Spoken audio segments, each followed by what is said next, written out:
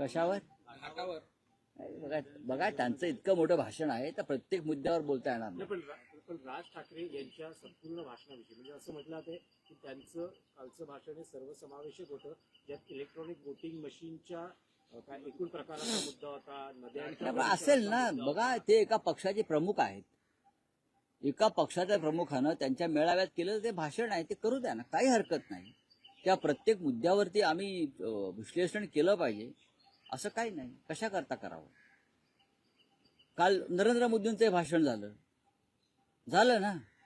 काय ते म्हणे संघाने गुलामीच्या बेड्या तोडल्या. हा त्यांनी शोध कुठून लावला? हा शोध त्यांनी कुठून लावला? संघानं गुलामीच्या बेड्या तोडल्या. भारतीय स्वातंत्र्य लढ्यामध्ये संघ कुठेच नव्हता ना. भारतीय स्वातंत्र्य लढ्यात संघाचं योगदान काय याच्यावर त्यांनी एकदा आमच्याकडून ब्रीफिंग घेतलं पाहिजे सगळ्यांनी. गुलामीच्या बेड्या तोडल्या म्हणजे काय केलं सांगा, हे स्पष्ट केलं पाहिजे.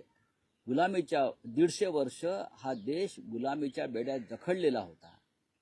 काँग्रेस म्हणजे महात्मा गांधींपासून पंडित नेहरू, लालबहादूर शास्त्री, सरदार पटेल, भगतसिंग, वीर सावरकर या सगळ्यांच्या नेतृत्वाखाली एक लढा झाला आणि गुलामीच्या बेड्या तुटल्या.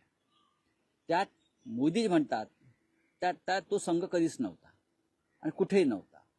लोकांसमोर खोटा इतिहास ठेवण्याचं जोपर्यंत बंद होत नाही तोपर्यंत या देशाच्या जनतेची मानसिकता सुधारणार नाही. तुम्ही लोकांना अंधभक्त करताय, भ्रमिष्ट करताय, वेडे करताय.